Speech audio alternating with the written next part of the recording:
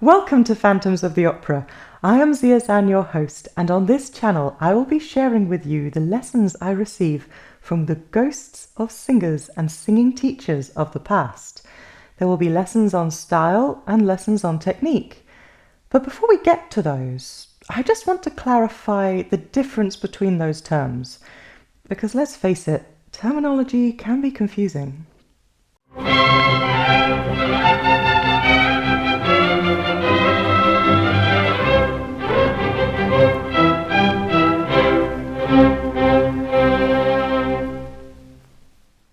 The term bel canto is often used to refer to an era of music history. I do not use it in this way. I will refer to this period as the Romantic era, which encompasses more than just opera. Bel canto is also often used to describe a style of singing the music of the Romantic era. I do not use it in this way either, because in my book there is no such thing as a bel canto style. When I say bel canto, I am referring to a singing technique. So, what do I mean by style, and what do I mean by technique? Technique is the physical production of sound, how the voice happens. Style is how you use the voice to convey the music and the words. Style is fashion, and often when we say fashion, we mean clothes, so let's talk about shoes. We all know what shoes are, we know what the function of the shoe is, it's to protect the feet. But there are so many different types and shapes and colours and indeed styles of shoes. In the same sort of way, technique is the function of the shoe itself. The videos that will be covering technique will include things such as posture and breathing, whereas style, the fashionable side of things, will cover matters such as ornamentation and phrasing. Take, for example, a trill, otherwise called a shake. A trill is the rapid oscillation of two adjacent notes. For singers, trilling is a technique which is no longer taught today, although in the past it was considered essential.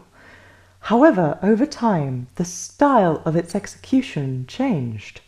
By the era of the first audio records, from the late 19th century to the early 20th century, we often hear an unprepared trill, as in it started immediately on the beat, but it always ended with a turn. But in previous eras, only short trills were unprepared and spontaneous. Longer trills needed to be announced. Earlier in the 19th century, a long trill might begin with a turn as well.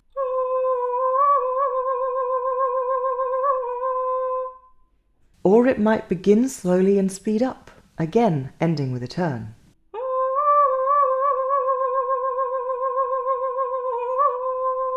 In the 18th century, long trills were always elaborately prepared.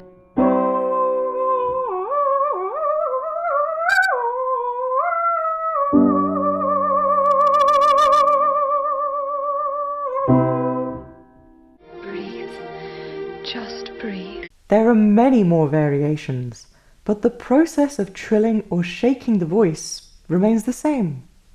Only the style has changed. So now we're on the same page about what is style and what is technique. Let me tell you a bit about why I'm here and what exactly all this is about. From my teacher, Ray Woodland, I learnt a 20th century adaptation of the much older bel canto technique. When I say adaptation, I mean it had most of the integral elements of bel canto, but also some more modern ideas had been included, and some parts had been lost. The core technique she taught me gave me the basis I needed to reconstruct how it was in earlier centuries, although it's taken me many years. I hear people saying, "Why try to fight progress? Style changes and evolves, that's just how it is. We shouldn't try to hang on to the past." And I agree. But change isn't always a good thing. Style does change, and I'm not complaining about that. But technique, if it's solid and versatile, shouldn't need to change. And the bel canto technique proved itself capable of encompassing many different styles over centuries.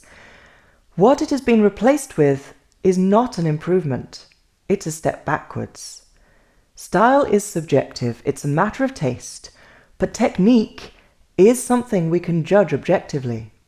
So this is my mission, to re-establish the bel canto technique as the leading method in Western classical singing, because I believe it is still the best, most efficient, most effective and healthiest technique for opera. After all, it's what opera was based on. In an upcoming video, I will try to detail what bel canto is, why I think it's superior, and why I think it was left behind by changing times. But for now, let's take a moment to imagine, if we bring it back, what possibilities could there be?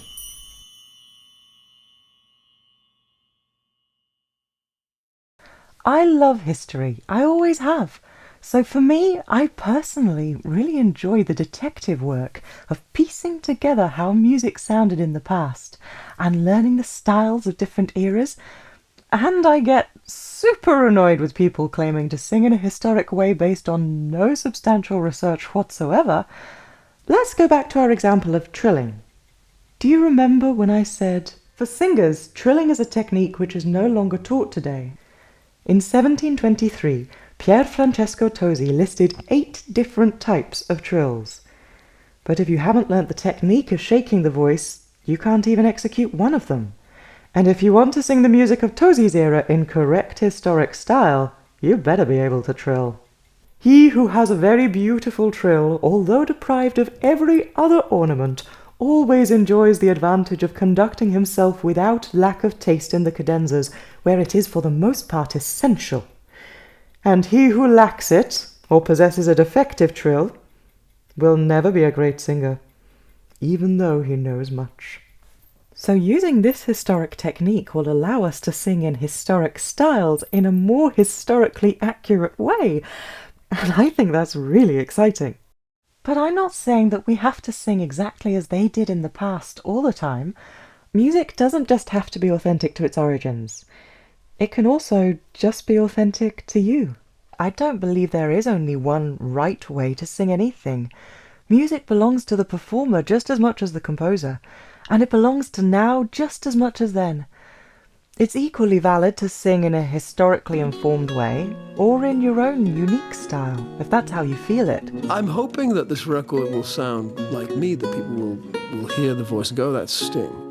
Clear or cloudy, sweet as April shouting, smooth or frowning, so was a phrase to me. I also feel that, I'm not a trained singer, I'm not an operatic singer, I couldn't do that.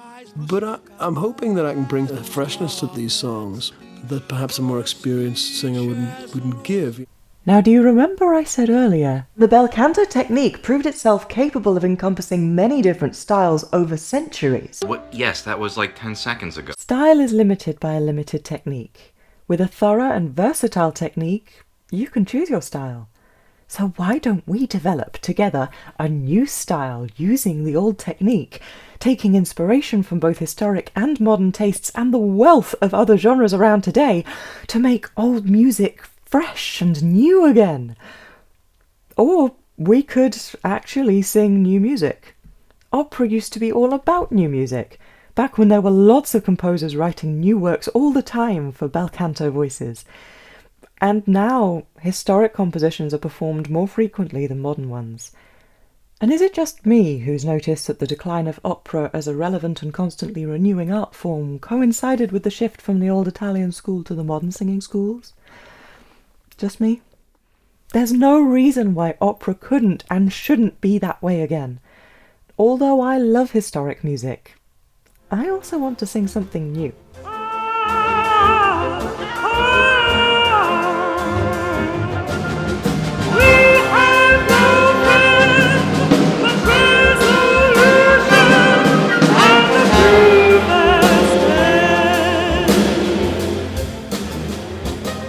I am so excited that there are already some composers who are inspired by this idea. So I'm issuing an open invitation to anyone out there who wants to collaborate. What kind of music will you write for the bel canto technique?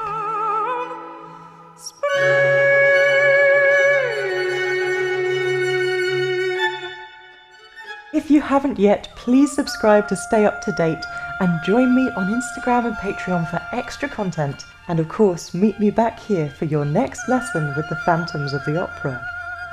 Won't you?